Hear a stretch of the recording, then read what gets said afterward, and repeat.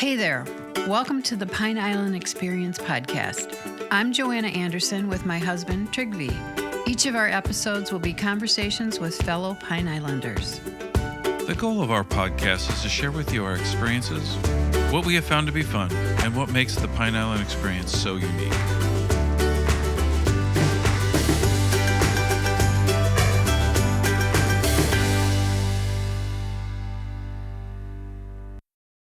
Ours is ever growing.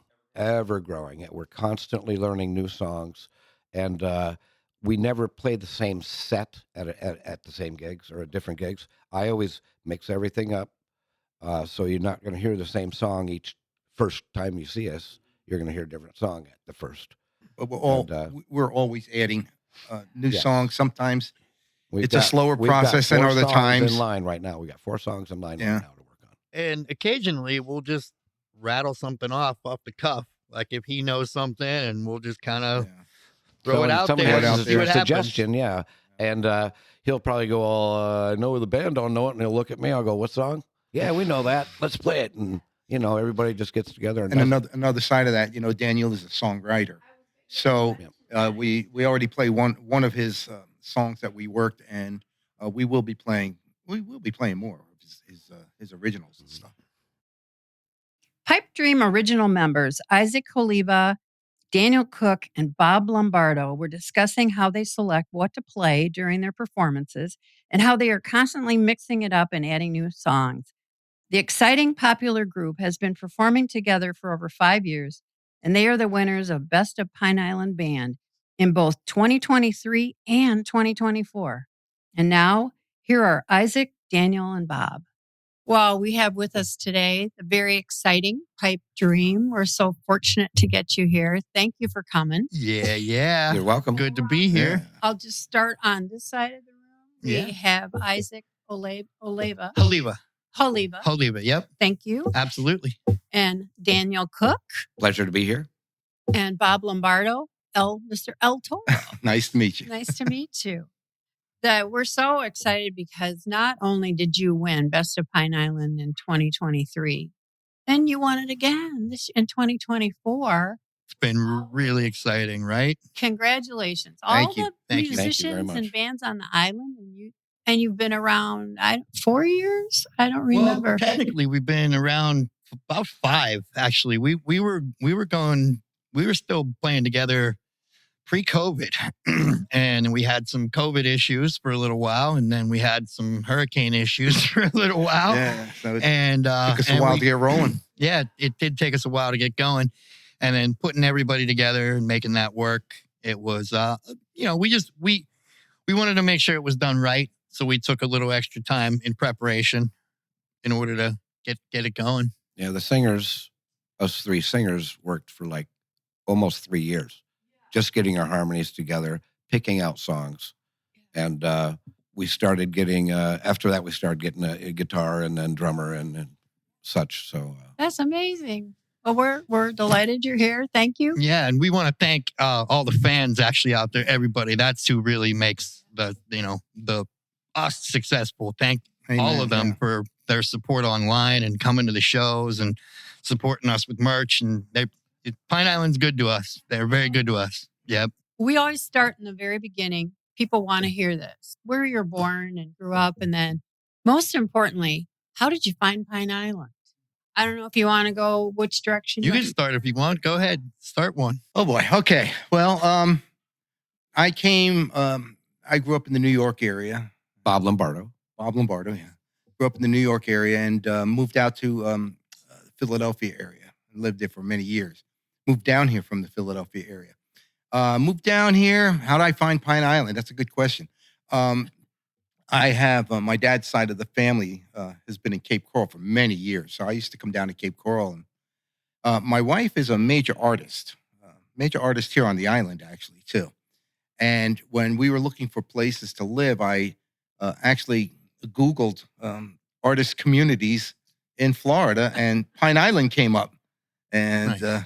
I said, "Oh, that's close." So I came down, visited my dad, and said, "I want to take a ride to this Pine Island and see what it's about." And coming through Mount Lachey and getting onto the island, I said, "Oh, this looks this looks pretty good here. I like this. And, told my wife about it. She came down, and one thing led to another. And we actually moved down here, from the Philadelphia. We didn't rent. We didn't, we just up and left there and came down to Pine Island. Well, born in Lansing, Michigan. Lived in a place called Hell, Michigan, Hell. Yep, went to Pinckney schools.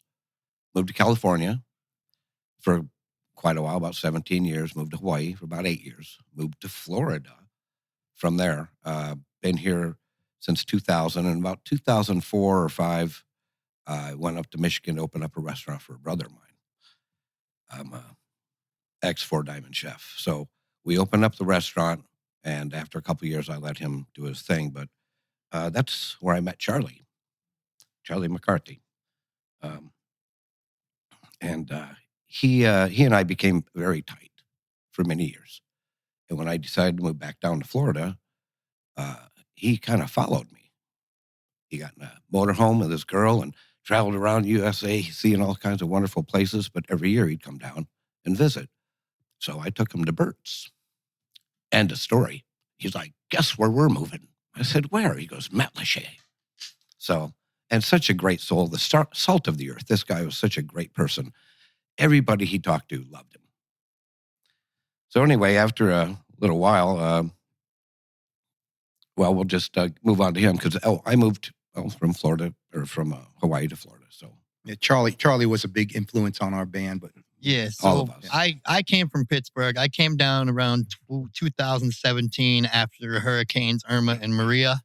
I got a bunch of supplies donated from friends of mine back home, and we brought chainsaws, generators, and stuff down, me and a friend, and a trailer.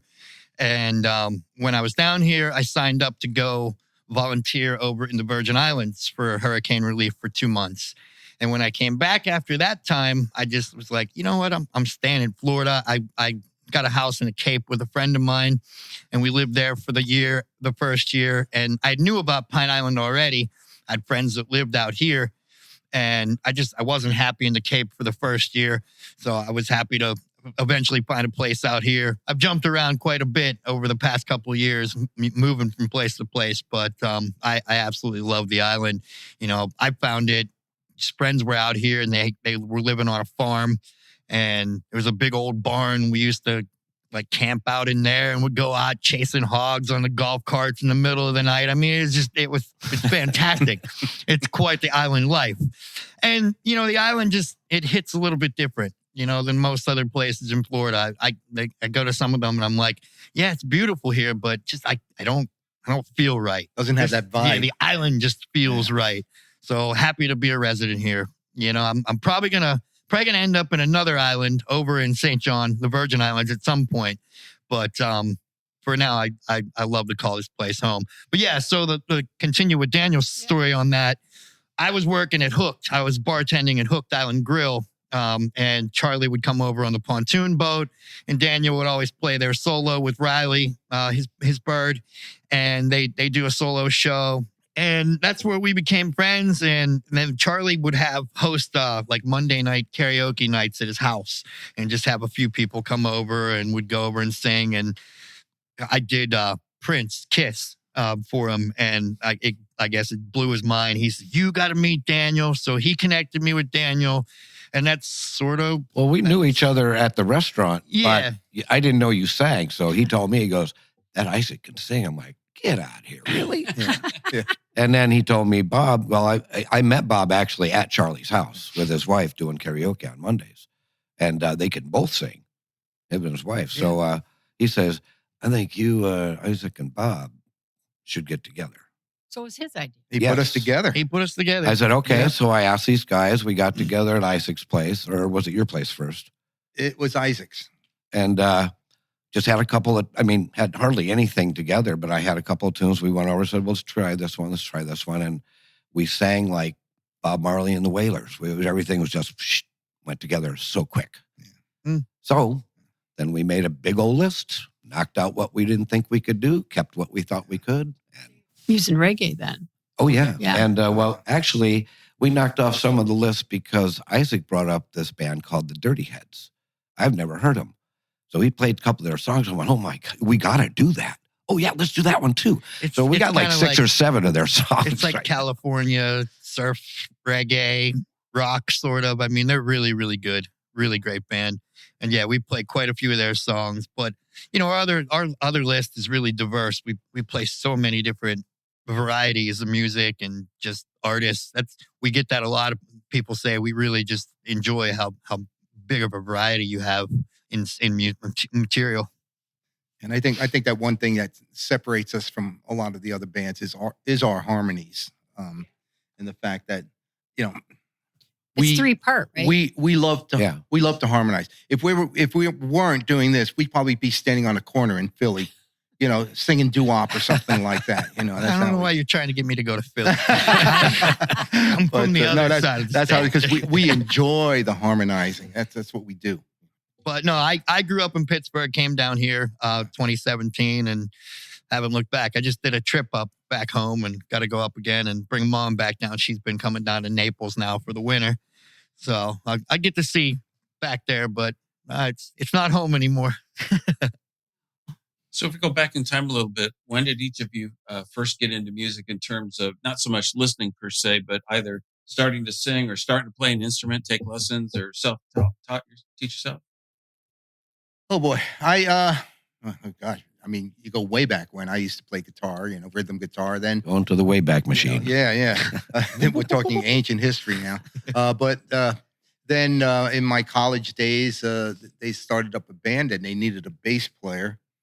And I said, well, I'll play bass. I never played bass before. So I said, I'll play bass. And I jumped in there. And it's been that way ever since now. A long time after, wind the clock back up this way. I've been playing in a lot of blues bands and R&B bands in Philadelphia and blues bands and things down here. And so I continued playing. And I think I should be much better than I am for as long as I've been playing. But but I enjoy the playing and the singing, with these guys. Yeah, he's not bad for a white boy. My mom was a music major, and I'm number 4 of 5 boys. Thanks, Mom and Dad. Anyway, so Mom made sure all of us learned piano, and at an early age, and then the piano went away, and Dad bought a very large organ, Lowry organ, had pedals and 2 layers of keys, so we had to learn how to play that. Once you learn how to play that, we'll get any instrument you want. So I went with drums.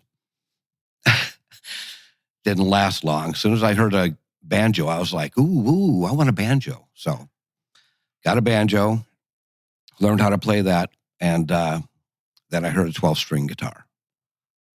All the other stuff went away.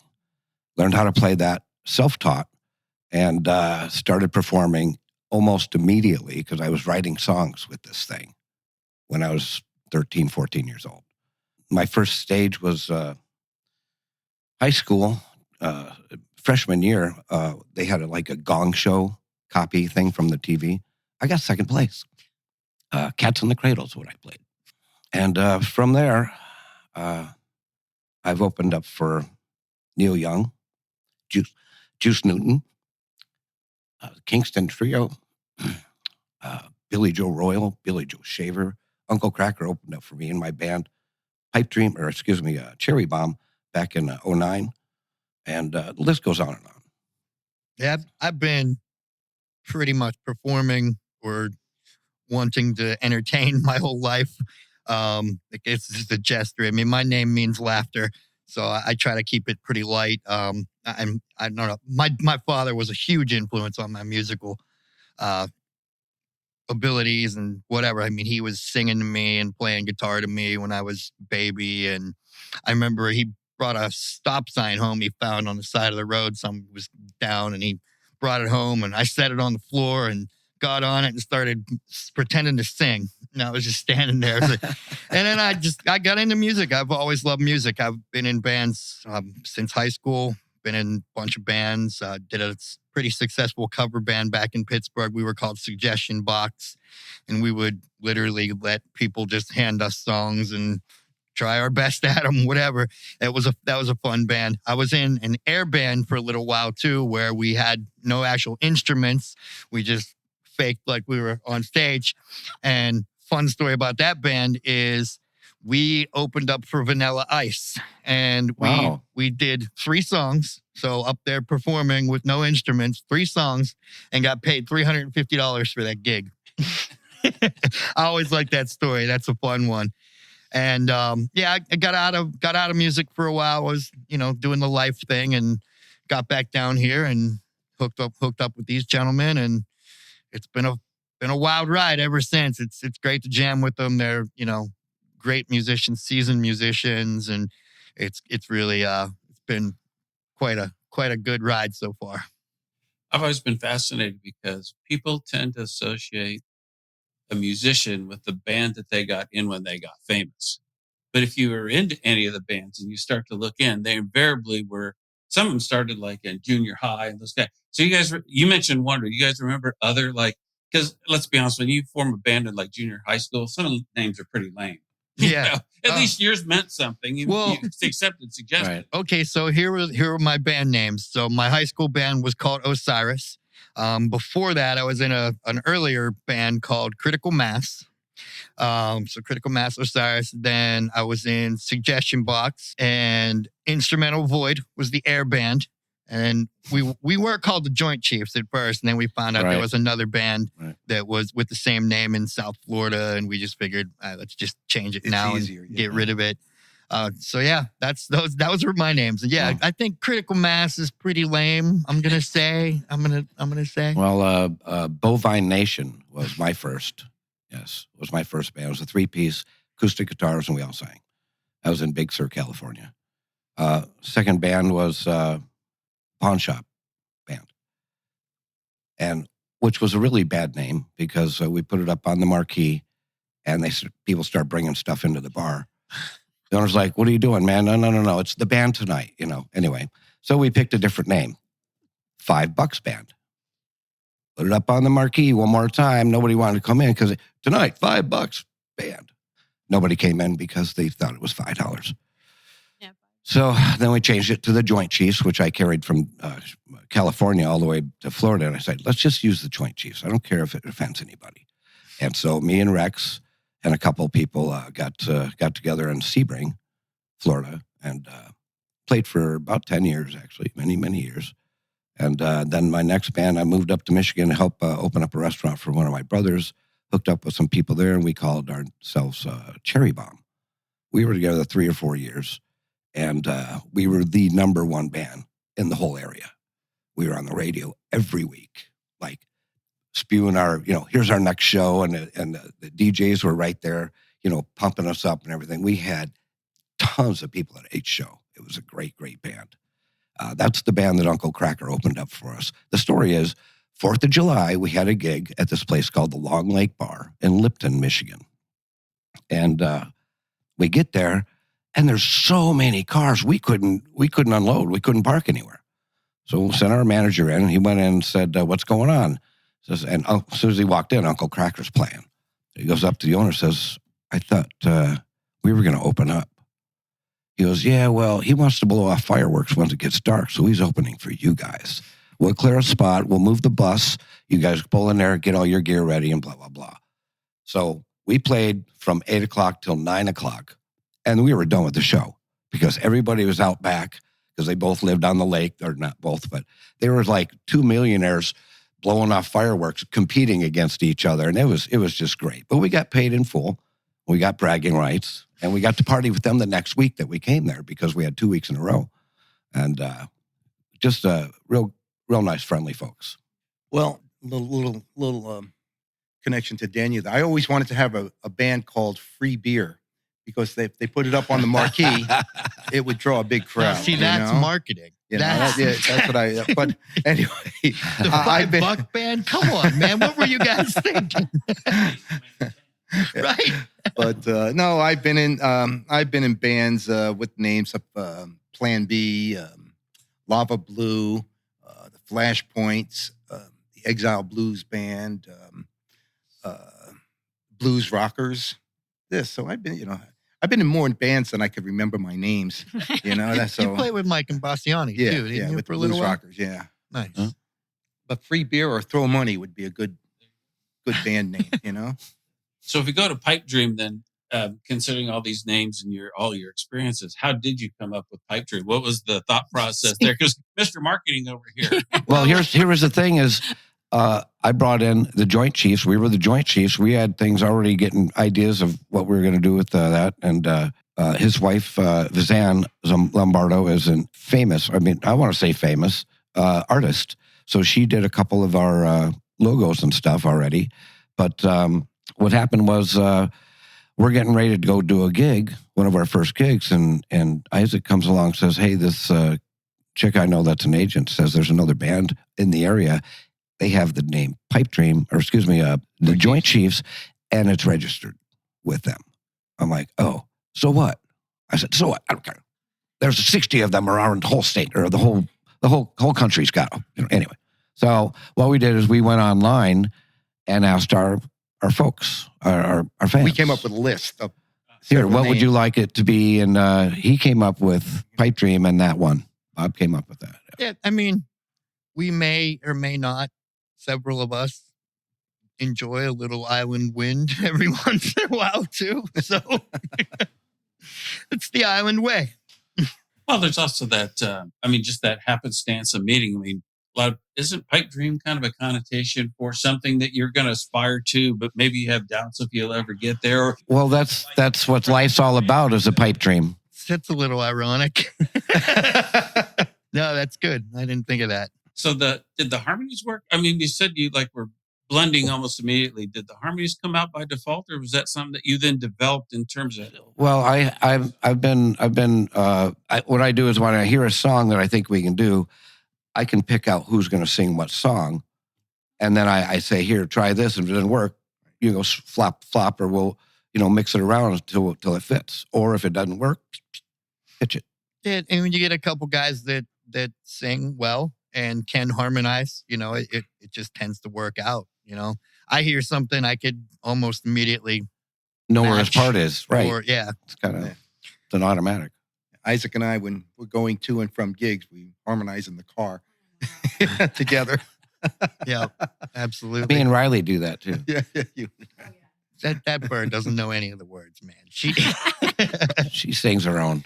She's jealous. She's a jealous bird. When I used to jam with him when he had the bird, she would always try to climb over on the mic stand and get at me. And she's mean. She's a mean bird. Yeah.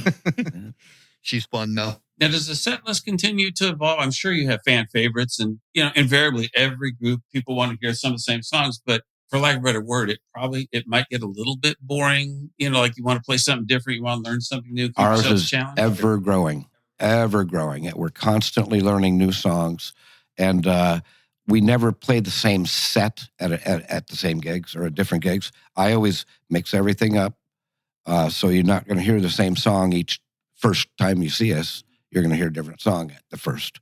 But we're always adding new songs. Sometimes it's a slower process. We've got 4 songs times in line right now. We got 4 songs in line right now to work on. And occasionally we'll just rattle something off the cuff. Like if he knows something, and we'll just kind of someone has a suggestion, and he'll probably go, I know the band don't know it, and he'll look at me. I'll go, what song? Yeah, we know that. Let's play it. And everybody just gets together and does another side of that. Daniel is a songwriter, so we already play one of his songs that we worked, and we will be playing more of his originals and stuff. Now, do you pick songs that are already contain harmonies, or do you take songs and then you say this would be good with our voices and we harmonize? Both. Yeah. We have a list. Actually, there's a list of 40 more songs that we have already chosen that are, we got a list of stuff to do. But if something pops up, it's like, ooh, we'll go, ooh, and we'll throw that right. It goes to the head of the line. Yeah. I only ask because I know sometimes, if the harmonies are right, it's just like it's magical. I don't know if that's the right word or something like that, but when they blend. Well, they the great mind. Nikola Tesla talks about frequency and vibration. And, you know, 369. when you just match, when you match and it just goes well, I mean, things come together. Do you have a couple other people who play with you? You want to talk about them? Yeah, absolutely. Jesse Moore, Daniel Brott, he's the young buck. He's significantly younger than the rest of us, but He's like 29. He fits in really well. It's really been a pleasure to watch him grow musically and as a human. And then and we got Willie, our drummer now. He's just been with us recently, and he's fitting it in there. He's getting it together, and he's been working hard. Yeah. Really hard. We appreciate that with him. And we'll get a text. We'll get a group text. I'll see it in the morning. It's like 1:30 or 3 in the morning. Just leaving the studio. Good night, guys. Everything's locked up. That's how hard this guy works. Yeah. He's really trying to hit that pocket and get everything nice. Was it hard to bring in another guitar player and a drummer? Well, the guitar he sort of made his own way in. And as he developed musically and just professionally, he just, he's a great player now. He's fantastic. And when he brought him in, you know, he's even younger. He just knew how to play. He didn't know what to play. Yeah. So I tried to give him direction. I said, this is who we want. And they're like, what? What about a guy that knows what he's doing? I said, he knows what he's doing. He just needs direction. I said, I don't want a guitar player in here to bring his ego. Let's start him from scratch. We got time. Let's throw him down to get everything done right. And he's hitting just about every single note properly. Yeah, it's like I said, it's been fun. I like to hear his perspective on how he feels about jamming with. I mean, he's jamming with seasoned guys. Like everybody's been in a bunch of projects. So for him, it's great too because of all that he's able to learn and take from this experience. You know, well put, in life. Yep. How long has Jesse been with you? Jesse's been with us like 4 years now. I don't know. Already. Well, we were together 3 years, and then we got everybody else in, so it's been 2+. Okay. Same with Bannon.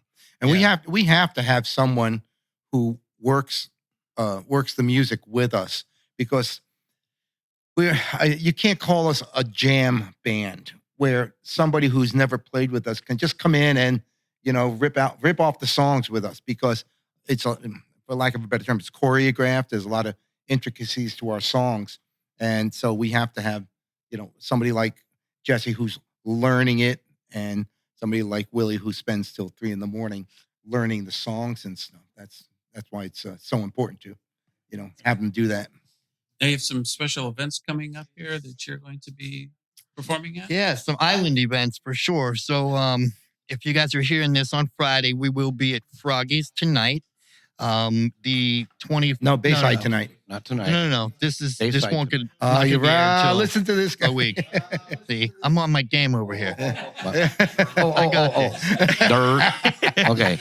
So, all right. You'll be hearing this Friday, so we'll be at Froggy's, and then the Saturday, our friend Jennifer has put together a really cool event called Peace Day, and there's going to be a bunch of acoustic acts and a bunch of vendors and activities for kids. So that's happening right in St. James at the Civic Center.